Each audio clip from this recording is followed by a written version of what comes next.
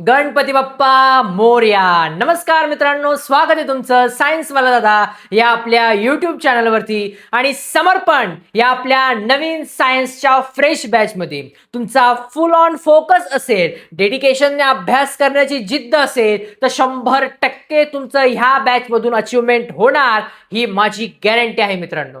मागच्या बॅच आपल्या मंगळवार आणि गुरुवारच्या दोघही सेशनमध्ये आपण life process in living organism science 2 चा चॅप्टर नंबर 2 बघत होतो. जे मुलं नवीन असतील त्यांनी अगोदर ते व्हिडिओ कंप्लीट करा आणि मगच या व्हिडिओवर या. हा आपला ह्या चॅप्टरचा शेवटचा लेक्चर असणार आहे मित्रांनो. जसं की तुम्हाला माहिती आहे, आज आहे शनिवार आणि तुमच्या आवडीचा दिवस, कारण आज तुम्हाला मिळत असतो आपल्या हँड रिटन नोट्स. आज बरोबर कदाचित आतापर्यंत टीमने तुमच्यापर्यंत नोट्स प्रोव्हाइड सुद्धा केल्या असतील. ह्या नोट्स तुम्हाला आपल्या व्हॉट्सअप ग्रुपवरती किंवा टेलिग्राम चॅनलवर अवेलेबल होतील. जे नवीन मुलं आहेत, बऱ्याच मुलांना वाटतंय की दादा आम्ही ग्रुपला जॉईन होत नाही, तर बाबा रे परत एकदा आठवण करतो, व्हॉट्सअप ग्रुपची कॅपॅसिटी ही 1024 मुलां एवढीच होती, जी की पूर्णपणे कंप्लीट झालेली आहे.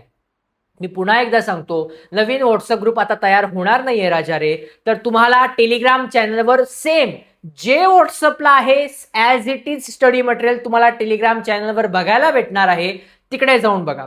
तर आता आपण बघणार आहोत सेल डिव्हिजन या चॅप्टरचा वन ऑफ द इम्पॉर्टंट भाग आहे. Cell division is a essential life process.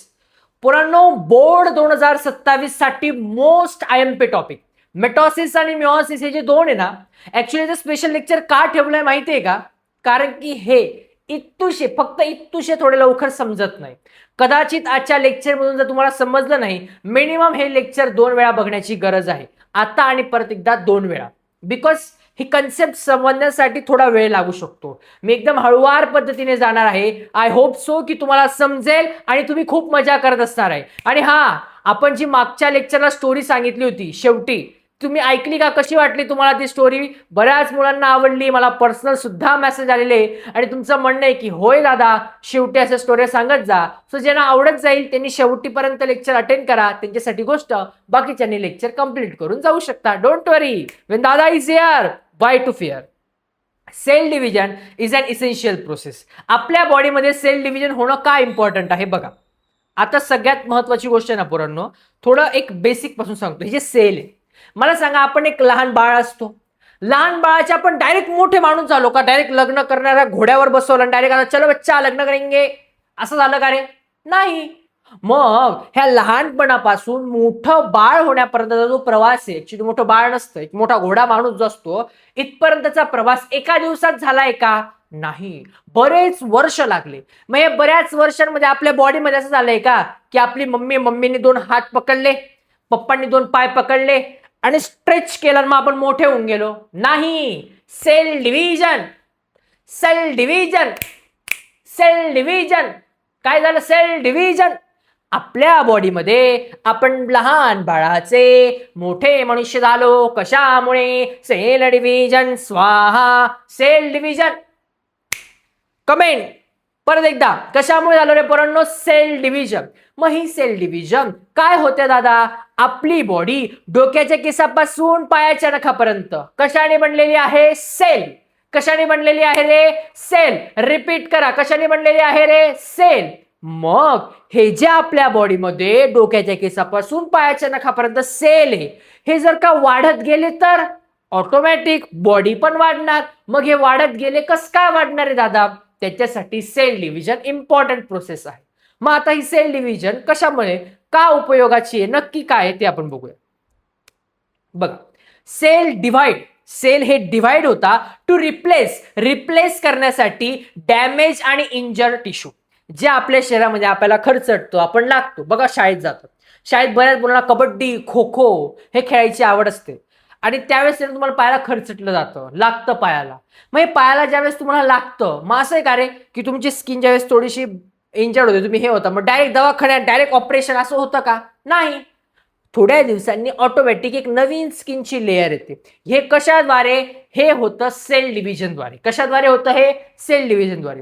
New sale form, Naveen sale form होता during a wound hailing.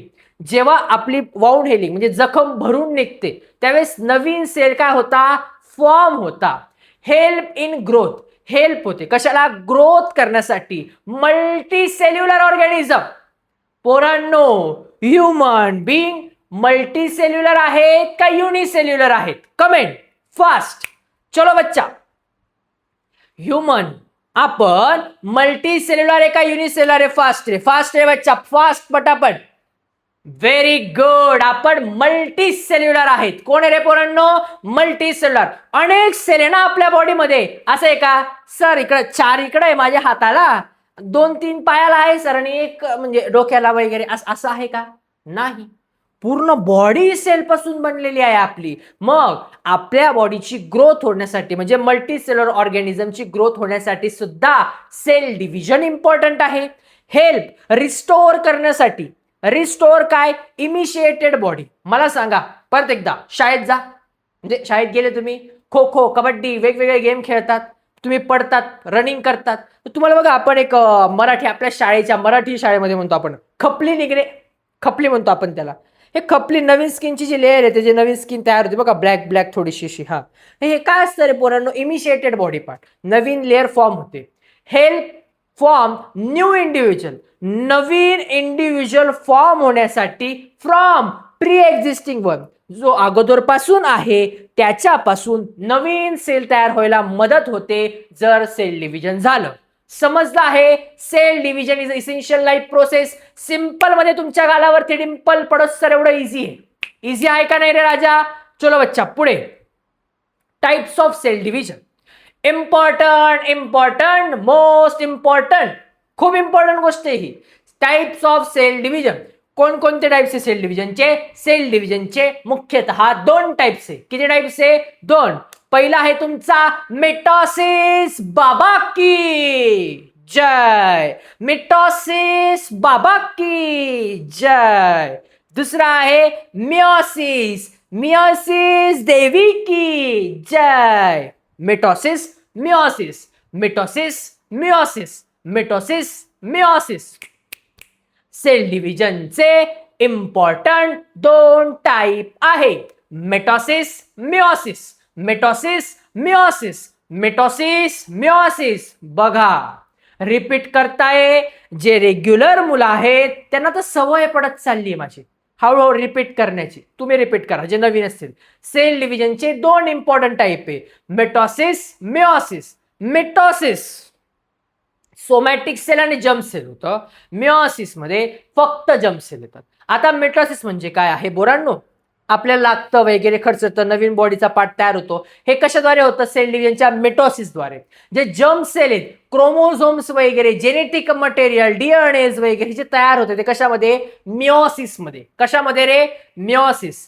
Sale डिव्हिजनचे important 2 type, mitosis, meiosis. Mitosis मध्ये काय येतो तुमचा? Somatic cell, stem cell. Somatic cell, stem cell म्हणजे काय? आपल्या बॉडीच्या लेयर्स, जी स्किन तयार करणे वगैरे या गोष्टी. Meiosis, germ cell, genetic material, chromosome, कोणाला झोम, क्रोमोलाझोम, DNA, deoxyribose, nucleic acid. हे सगळं कुठे होतं? मियोसिस मध्ये. समजलंय राजा? मग आता ह्या मिटोसिस मध्ये काही फेजेस आहेत. कोणकोणते फ्रेजेस आहेत जे की पेपरला मोस्ट इम्पॉर्टंट आहे? पहिला आहे तुमचा प्रोफेज. कोणता फेज? प्रोफेज. कोणाला फेज? प्रोला फेज. दुसरा मेटाफेज. कोणाला फेज? मेटाला फेज. कोणाला फेज? मेटाला फेज. तिसरा एनाफेज. कोणाला फेज? एनाला फेज. कोणाला फेज? एनाला फेज. एनाफेज.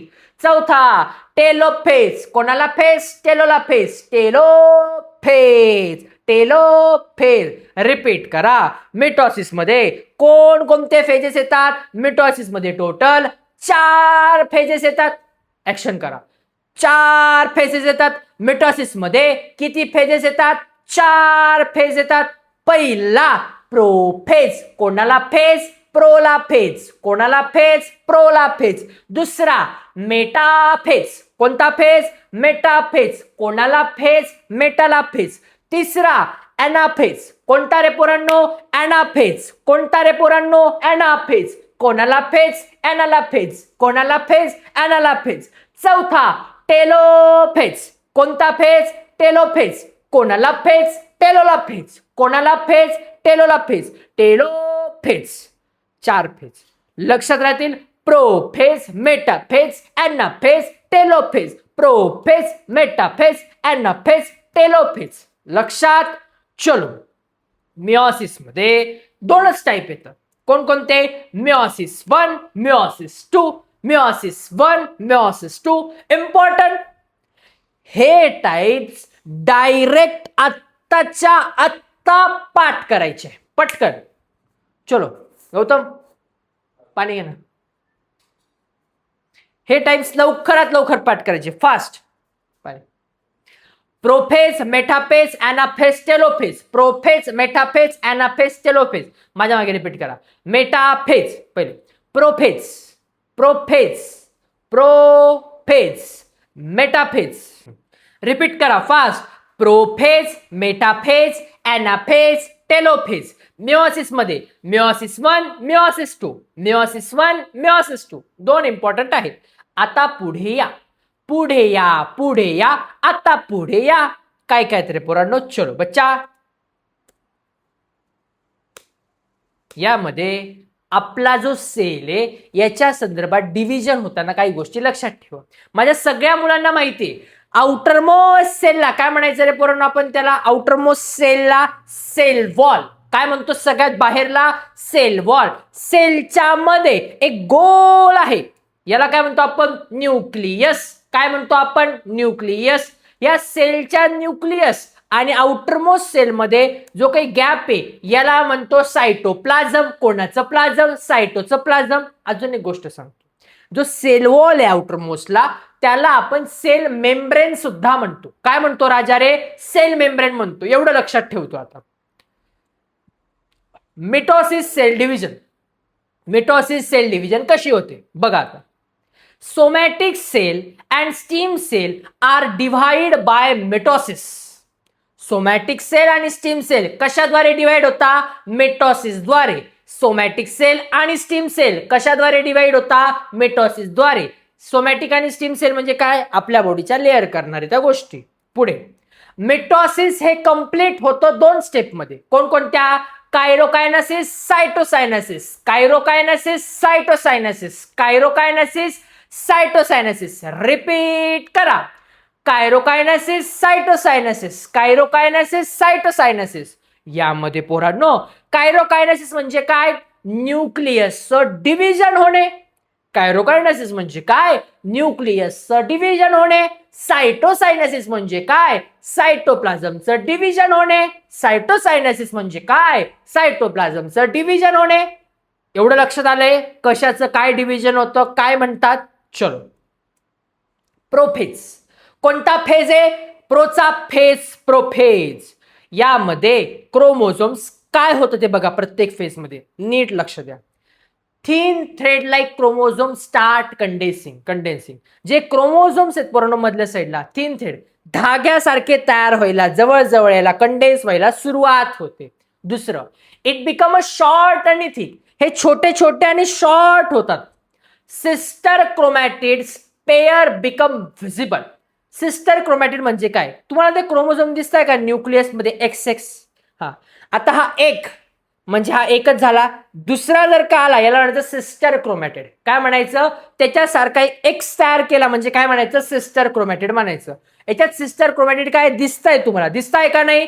जे दिसतंय डायग्राम मध्ये जे दिसतंय मी तेच इथे लिहिलेलं आहे पोरांनो. पुढे सेंट्रिओल्स. आता जो सेंटरचा भाग आहे तुम्हाला पुढे एक सेंटर दिसतोय का? नाही. बघा ते ग्रीन ग्रीन मध्ये 2 वेगवेगळे सेंटर दिसत आहे. Centrioles are duplicate. जे सेंट्रिओल्स आहे सेंटरचा भाग हे काय झाले? डुप्लिकेट झालेत. काय झाले राजा रे? डुप्लिकेट, वेगवेगळे झालेले आहेत. इच सेंट्रिओल, एक सेंट्रिओल, प्रत्येक सेंट्रिओल आहे हा मूव्ह झालेला आहे. कुठे मूव्ह झालेला आहे? Opposite pole. एक एका साईडला, एक एका साईडला. नीट बघा ग्रीन याच्यामध्ये एक इकडे, एक इकडे.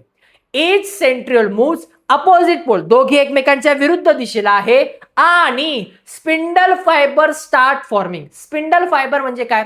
पोपट आहे, पिंजरात असतो. त्या पिंजऱ्याला बघा त्या असं कव्हरिंग असतं. तुम्ही आजूबाजूला ते ग्रीन जे सेंट्रिओल्स आहे त्याच्या आजूबाजूला तुम्हाला रेषा जाताना दिसताय पोरांनो. थोड्या आहे, जास्त नाही, थोड्या आहे. त्या म्हणजे काय? Spindle fibre. त्यांना काय म्हणायचं? Spindle fibre. मग न्यूक्लियर चेंज होतोय.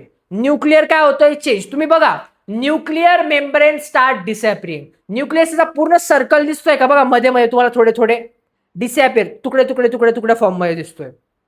न्यूक्लिओलस, जो मधला न्यूक्लिओलस आहे हा स्टार्ट डिसॅपियरिंग, हा पूर्णपणे आता काय होतोय? नाहीसा होत जातोय. बघा प्रोफेज मध्ये काय होतंय परत एकदा नीट ऐका, छान पद्धतीने. सिंपल आहे, माझ्या पोरांसाठी कुठलीच गोष्ट अवघड नाहीये, एकदम सिंपल आहे. याच्यामध्ये पोरांनो क्रोमोझोम काय होत आहे?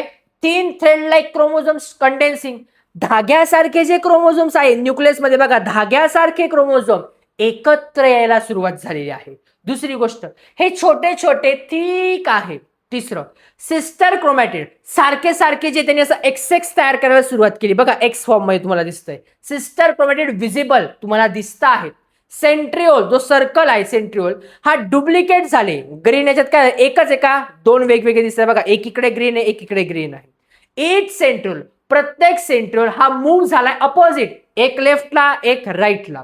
स्पिंडल फायबर, त्याच्या आजूबाजूला जे व्हाईट रेषा रेषा रेषा रेषा जात आहे केसांसारख्या, म्हातारीचे केस कसे असतात तसा, हे काय फॉर्म व्हायला सुरुवात होते. न्यूक्लिअर चेंज, न्यूक्लियसचा सर्कल दिसतोय का? नाही, डिसॅपियर होतोय. न्यूक्लिओलस, न्यूक्लियसच्या मध्ये बघा तो व्हाईट असा तुम्हाला स्पॉट दिसेल, छोटासा ब्लॅक कलरचा स्पॉट, हा पण काय डिसॅपियर, नाहीसा होतोय. कशामध्ये? प्रोफेज मध्ये. कोणाला फेज? प्रोला phase, metaphase. Nuclear membrane, nuclear membrane completely disappear. याच्यामध्ये तुम्हाला सेल वॉल दिसतोय का? म्हणजे कुठल्या प्रकारचा न्यूक्लियस दिसतोय का? नाही, काहीच दिसत नाही, पूर्णपणे मोकळा भोंगळा विषय तो इथं.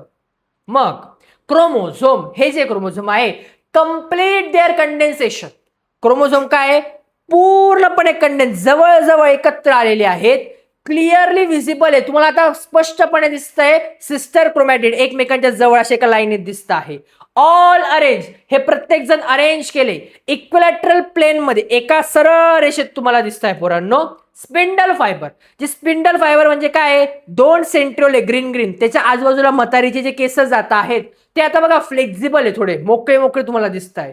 Connect centromere of H chromosome, आणि हे जे सेंट्रोमियर आहेत हे कनेक्ट आहे बघा एका धाग्याद्वारे क्रोमोझोमला. त्या क्रोमोझोमचा एक असा इकडे एक सेंट्रोमियर आहे ग्रीन आणि इकडे एक आहे, यांच्यामध्ये एक धागा आहे आणि त्याच्यावर बघा तुम्हाला क्रोमोझोम दिसतात का रे डायग्राम मध्ये पोरा? हा, चलो. मग स्ट्रेच टू बोथ सेंट्रोल, ते जोगी सेंट्रोल यांनी स्ट्रेच करून ठेवलाय तो धागा एका अपोजिट पोलला, बरोबर आहे. हा झाला तुमचा मेटाफेज. काय झाला रे राजा? मेटाफेज. कोणाला फेज? मेटाला फेज. परत एकदा नीट काळजीपूर्वक ऐका. मेटाफेज हे दुसरा फेज आहे. यामध्ये न्यूक्लिअर मेम्ब्रेन कम्प्लिटली डिसॅपियर, न्यूक्लियस आता तुम्हाला काहीच दिसत नाही, बरोबर आहे. दुसरं, क्रोमोझोम कम्प्लिटली कंडेन्स, क्रोमोझोम आता पूर्णपणे कंडेन्स झाले, एकत्र येताना दिसत आहे. क्लिअरली विजिबल, तुम्हाला स्पष्टपणे दिसतंय. सिस्टर क्रोमॅटिड्स एक्स एकमेकांच्या जवळ आलेले आहे. ऑल अरेंज, एक सगळे अरेंज केले इक्विलॅटरल प्लेन मध्ये, एका सरळ प्लेन मध्ये. स्पिंडल फायबर म्हणजे काय? फ्लेक्झिबल प्रोटीन फायबर फॉर्म होते, म्हणजे फ्लेक्झिबल जे आहेत. स्पिंडल फायबर कसं आहे? फ्लेक्झिबल होतोय, मोकळा होतोय. म्हातारीचे केस ते ग्रीनचे बाहेरचे. कनेक्ट द सेंट्रोमियर, सेंट्रोमियरला कनेक्ट आहे प्रत्येक क्रोमोझोम एका प्लेन मध्ये बघा, एक्स एक्स एक्स एक्स अशा लाईनीत कनेक्ट आहे. स्ट्रेच केले सेंट्रो, जे सेंटर आहे दोघी ग्रीन ग्रीन वाले, यांनी काय केलंय? स्ट्रेच करून ठेवलेला आहे अपोजिट पोलला. हा झाला तुमचा metaphase. Anaphase, centromere, centromere split apart. आता सेंट्रोमियर दोघे काय आहे? वेगवेगळे होऊन गेलेले आहेत. Sister chromatid separate. आता एक्स दिसतोय का? नाही, आता तुम्हाला व्ही दिसतोय. काय दिसतोय? व्ही दिसतोय तुम्हाला. क्रोमोझोम मुवमेंट, आता क्रोमोझोम मध्ये मुवमेंट व्हायला सुरुवात झाली. सिस्टर क्रोमॅटिड पुल, जे सिस्टर क्रोमॅटिड आहे त्या पुल एकमेकांना ओढल्या गेल्या. असा एक्स होता, त्यांना इकडून ओढलं आणि इकडून ओढलंय, अपोजिट पोलला ओढल्या गेले. कोणाद्वारे? स्पिंडल फायबरद्वारे. कोणाद्वारे राजा रे? स्पिंडल फायबरद्वारे. सेपरेट क्रोमॅटिड, जे सेपरेट झालेले क्रोमॅटिड आहेत त्यांना म्हणायचं डॉटर क्रोमोझोम. काय म्हणायचं? पहिले जे सिस्टर क्रोमॅटिड असतात ते सेपरेट झाले की त्यांना काय म्हणायचं? Daughter chromosome. काय म्हणायचं? Daughter chromosome. यानंतर एक शेप तयार झालाय, appear like bunch of bananas. Banana कसा असतो तसा बनानाचा, केळीचा जो एक काय म्हणतो आपण त्याला, घड, केळीचा घड असतो ना, हा, केळीचा जो घड आहे तो काय असतो? Bunch of banana. V shape being pull, जो व्ही शेप मध्ये काय केला गेला आहे, पुल केला गेला आहे ऍनाफेज मध्ये. परत एकदा माझ्या पोरांनो नीट काळजीपूर्वक ऐका. ऍनाफेज मध्ये सेंट्रोमियर स्प्लिट झालेला आहे अपार्ट, वेगवेगळा झालाय. सिस्टर क्रोमॅटिड XX होते, आता XX आहे का, नाही, सेपरेट झालाय व्हीव्ही मध्ये. क्रोमोझोम मुवमेंट, क्रोमोझोमच्या काय मुवमेंट झालंय, सिस्टर क्रोमॅटिड जे होते ते पुल ओढल्या गेलेले आहे अपोजिट डायरेक्शनला. कोणाद्वारे, स्पिंडल फायबर, म्हातारीचे केसांद्वारे काय ओढल्या गेले आहेत. सेपरेट क्रोमॅटिड, जे सेपरेट झालेले क्रोमोझोम्स आहेत त्यांना काय म्हणायचं, डॉटर क्रोमोझोम्स. काय म्हणायचं रे राजा, डॉटर क्रोमोझोम्स म्हणायचं. आता जो शेप आहे, ऍपियर लाईक बंच ऑफ बनाना, केळीचा जो घोड कसा असतो लटकल्या असा केळा तसा, आणि कुठला शेप, व्ही शेप, पुल झालेला आहे. हा आहे तुमचा ऍनाफेज. टेलोफेज, कोणाला फेज, टेलोला phase. Chromosome start to decondense, याच्यामध्ये क्रोमोझोम काय, डिकंडेन्स व्हायला, आता एकमेकांपासून लांब व्हायला सुरुवात झाली. Become a thin thread like again, आता परत तो दोऱ्यांसारखा दिसतोय का, दोऱ्या क्रोमोझोम मध्ये. आणि बिकम अ इनव्हिजिबल, तुम्हाला पूर्णपणे क्रोमोझोम दिसतोय का, एक्स दिसतोय का, व्ही दिसतोय का, नाही, इनव्हिजिबल झालेला आहे. न्यूक्लिअर मेम्ब्रेन, आता जो न्यूक्लिअर मेम्ब्रेन आहे सेलवाले, हा परत फॉर्म व्हायला सुरुवात होते. बघा तुम्हाला दिसत असेल, परत फॉर्म होतोय nuclear membrane, set of chromosome. 2 daughter nuclear form, बघा एका साईडला न्यूक्लियस आहे, एका साईडला दोन न्यूक्लियस वेगवेगळे, 2 डॉटर न्यूक्लियस फॉर्म होत आहेत पोरांनो. ह्या तुमचा टेलोफेज. आणि न्यूक्लिओलस, जो ब्लॅक कलरचा स्पॉट आहे बघा, छोटूवाला न्यूक्लियस, हा रिअपियर, परत एकदा तयार होतोय nucleolus. Spindle fibre completely disappear झालाय. म्हातारीचे केस दिसताय का, नाही. इथे तुमचं कायरोकायनेसिस कम्प्लीट होतं. काय कम्प्लीट होतं रे राजा, कायरोकायनेसिस. कोणाचं सिस, कायरोकायनेसिसचं सिस. यानंतर आपल्याला बघायचं आहे मिओसिस मध्ये प्रोफेज 1 आणि प्रोफेज चे जेवढे टाइप्स आहे ते सगळे. Meiosis one of the important आहे. याच्यामध्ये काय आहे ते आपण बघूया. बस 2 मिनट का ब्रेक है यार.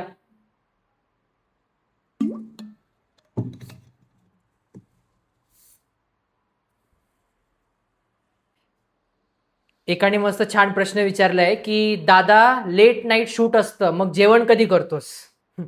कसं आहे मित्रांनो की पुस्तकांच्या पानात रोज नवीन स्वप्नांची लढाई असते आणि थंडगार मेसच्या डब्यालाही संघर्षाची चव असते. असो प्रत्येकाच्या लाईफमध्ये हा स्ट्रगल असतो. हा प्रत्येकाच्या लाईफमध्ये it's not a struggle actually. मला आवड आहे की जे काही माझ्याकडे नॉलेज आहे ते तुमच्यापर्यंत पोहोचवायचं. कदाचित माझ्यासारखे असंख्य सर्वसामान्य कुटुंबातले मुलं असतील की ज्यांना त्यावेळेस तेवढ्याशा फीमध्ये चांगले मोठे मोठे क्लासेस लावणं शक्य नाहीये. तेवढंच कदाचित त्या क्लासेसपेक्षा जास्त चांगल्या दर्जाचं एज्युकेशन तुमच्यापर्यंत प्रोव्हाइड करतोय. हीच आपल्या कामाची पोचपावती आहे. त्यामुळे असो अशा बऱ्याच गोष्टी चालत असतात. चलो प्रोफेज 1 काय पोरांनो बघा, मोस्ट इम्पॉर्टंट आणि कॉम्प्लेक्स स्टेज आहे मिओसिस मधली प्रोफेज 1. याच्यामध्ये काय होतं रे पोरांनो, डिफर होतो considerable from mitosis of prophase. Different काय फेजेस तयार होतात. टोटल किती आहे, 5 फेजेस आहेत. इन्व्हॉल्व क्रॉसिंग ओव्हर, याच्यात काय होतं, क्रॉसिंग ओव्हर होतो and genetic recombination. Crossing over XX तुम्हाला माहिती आहे मेल मध्ये XY क्रोमोझोम, फिमेल मध्ये XX. क्रॉसिंग इकडचा Y इकडे, इकडचा X इकडे, म्हणजे काय क्रॉसिंग ओव्हर. जेनेटिक रिकॉम्बिनेशन, नवीन काहीतरी कॉम्बिनेशन तयार होणे, हे काय असतं प्रोफेज 1. सिंपल आहे, फार इम्पॉर्टंट नाहीये. मिओसिस फार एक्झॅक्टली नाही विचारलं गेलंय, बट मिटोसिस मिओसिसचा डिफरन्स मोस्ट टाइम पे आणि नुसता मिटोसिस सुद्धा इम्पॉर्टंट आहे. चलो बघूया फास्ट फेजेस. प्रोफेज 1 कोणता आहे, लेप्टोटीन. कोणता रे, कोणाचा टीन, लेप्टोचा टीन. कोणाचा टीन, लेप्टोचा टीन. रेप्लिकेटेड क्रोमॅटिन कंडेन्स, जे डबल रेप्लिकेट झालेले क्रोमॅटिन्स आहे, हे काय कंडेन्स जवळ यायला सुरुवात झालेली आहे. फॉर्म काय फॉर्म होतोय, long thin thread like chromosome, धाग्यासारखे क्रोमोझोम दिसताय तुम्हाला. ओके, हे कशामध्ये होतं, लेप्टोटीन मध्ये होतं. कशामध्ये होतं रे, लेप्टोटीन मध्ये होतं. यानंतर झायगोटीन. कोणाचा टीन, झायगोचा टीन. कोणाचा टीन, झायगोचा टीन. Homologous chromosome come closer. Homologous म्हणजे काय, होमो सारखे क्रोमोझोम जवळ येतात. सारखे क्रोमोझोम जवळ येतात. पेअरिंग यांच्यात एक पेअर होते, त्याला म्हणायचं सिनॅप्सिस. काय म्हणायचं राजा? सिनॅप्सिस. काय म्हणायचं रे बबडी? सिनॅप्सिस म्हणायचं. पुढे फेज 3 पचायटिन. कोणाचा टीन? पचायचा टीन. पचायटिन. पॅकायटिन म्हणा, पचायटिन म्हणा, पण ते स्पेलिंग लिहायले प चाय टीन म्हणून pachytene. Sister chromatid become visible. Sister chromatid म्हणजे XX बघा तुम्हाला दिसायला लागले, व्हिजिबल आहे. Crossing over occur. Crossing over होते बिटवीन नॉन सिस्टर क्रोमॅटिड्स मध्ये सुद्धा. नॉन सिस्टर, सिस्टर म्हणजे काय? सारखे सारखे. नॉन सिस्टर म्हणजे सारखे सारखे नाही. यांच्यामध्ये सुद्धा क्रॉसिंग ओव्हर होते, एकमेकांमध्ये चेंजेस होतात. ह्या क्रॉसिंग ओव्हरला म्हणायचं चाईस्मा किंवा चाईस्माता. कोणाची माता? चाईसची माता. कोणाची माता रे? चाईसची माता. Lead to genetic recombination. हे लीड करते, याच्यामुळे काय होतं? जेनेटिक रिकॉम्बिनेशन होतं, नवीन नवीन व्हेरिएशन्स होता फेज 3 मध्ये. यानंतर फेज 4 डिप्लोटिन रिकंबाईन होतं. कोण रिकंबाईन होतं? Sister chromatid. ते स्टार्ट करता रिप्लिकेटिंगला. न्यूक्लिओलस, याच्यामध्ये न्यूक्लिओलस दिसतोय का? नाही, कम्प्लिटली डिसअपिअर व्हायला सुरुवात झाली आहे. न्यूक्लिअर मेम्ब्रेन, जे nuclear membrane start disappearing. Cell wall दिसतंय का तुम्हाला? नाही, फक्त न्यूक्लियस आहे. आणि न्यूक्लियस पण तो हळूहळू डिसअपिअर होताना दिसतोय. फेज 4 मध्ये फेज 5 डायग्नेसिस. कुठला? डायग्नेसिस. यामध्ये क्रोमोझोम हे पूर्णपणे कंडेन्स जवळजवळ येता, शॉर्ट होता.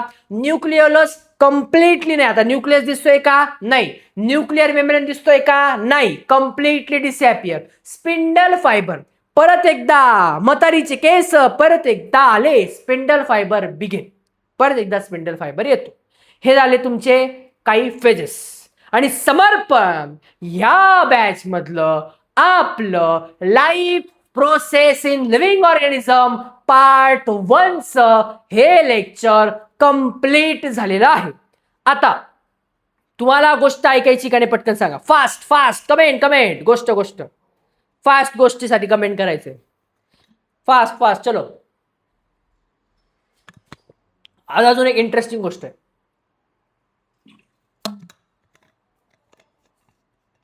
चलो चलो फास्ट. हा चला, एक गोष्ट ऐकूयात. छान इंटरेस्टिंग गोष्ट ही सुद्धा पोरांनो. ही गोष्ट ना मी थोडं 2 पार्ट मध्ये, 2 सिनारिओ मध्ये सांगणार आहे.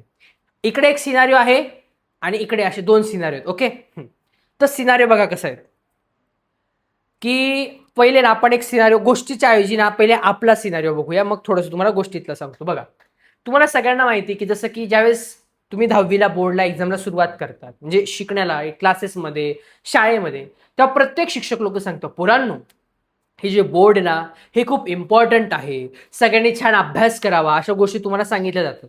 पण बरेच मुलं पहिल्यापासून छान अभ्यास करतात, पण तुमच्यातलं एक कार्ट असतं, जे सडलेला वांग, सडलेला जो आंबा बिंबा असतो त्याच्यासारखा असतो. हा हे काय करतं, एक आंबा सडला की सगळ्यांना सडून टाकतो. पोरांनो, जैसी संगत वैसी रंगत. मग हे मित्राला काय म्हणतात, अरे वेळ अजून पेपरला, किती लेट आहे, आता तर जून चालू आहे आपला, जुलै चालू आहे आपला, लेट आहे अजून, टेन्शन नाही घ्यायचं, फ्री असं.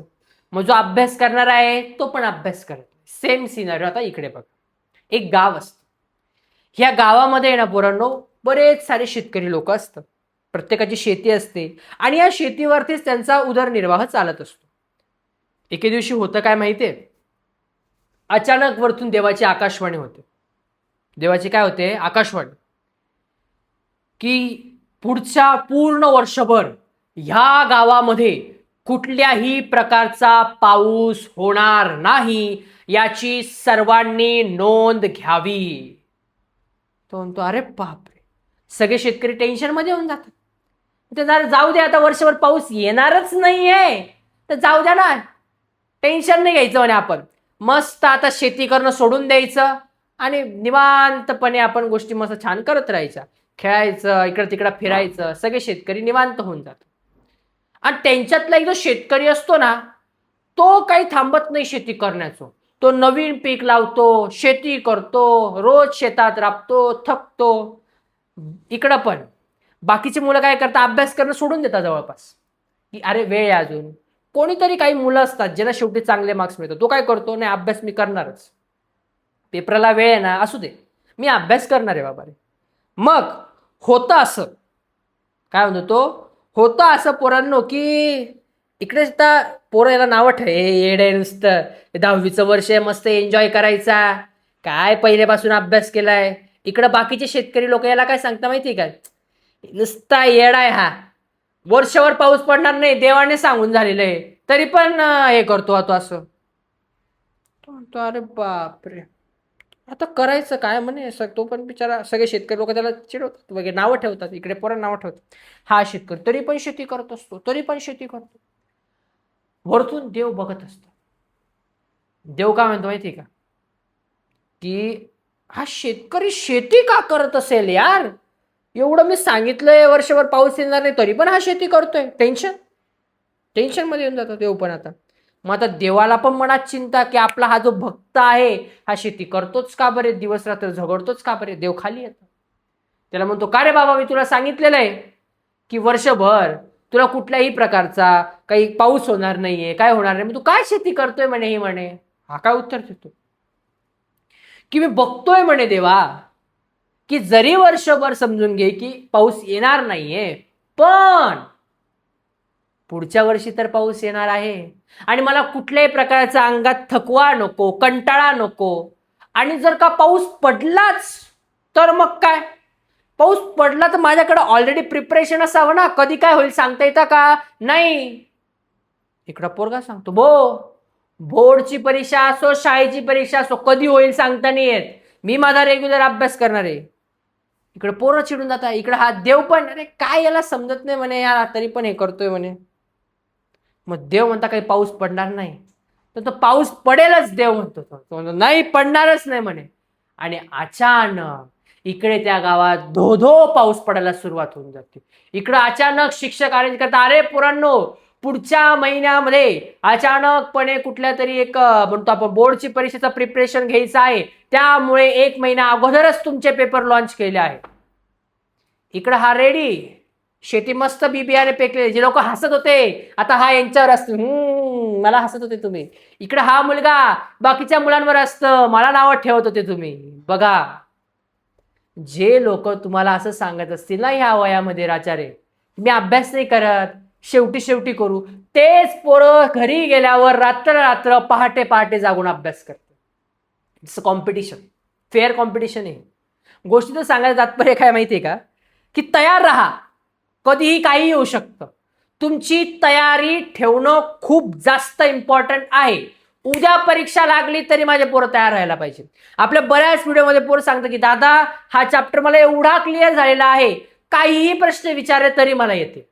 मग हे प्रश्न कुठून तयार होतील, प्रिव्हियस इयर क्वेश्चन मधून. आजचं हे लेक्चर संपलं की प्रिव्हियस इयर क्वेश्चनची जी PDF येते अभ्यास करा, आठवडाभर आहे, मस्त अभ्यास करा, चांगले मार्क्स मिळवा. भेटूयात आता नेक्स्ट वीकला मराठी मीडियमच्या विद्यार्थ्यांसाठी. तुमचे जेवढे पण मित्र आहेत मराठी मीडियमचे, त्यांच्यापर्यंत व्हिडिओ पोहोचवा, त्यांना सांगा की मराठी मीडियमचं लेक्चर आता नेक्स्ट वीकला आहे. नेक्स्ट टू नेक्स्ट वीक आपण भेटणार आहोत मॉडर्न पिरियॉडिक टेबल सायन्स 1चा चॅप्टर नंबर 2. आणि 100% एवढं मजा येणार आहे पोरांनो त्या चॅप्टरला, खूप मजेदार पद्धतीने आपण शिकणार होतो चॅप्टर. तुम्ही म्हणणार अरे दादा एवढा सिंपल चॅप्टर, माझा पण फेवरेट आहे, तुमचा फेवरेट मी करून टाकेल.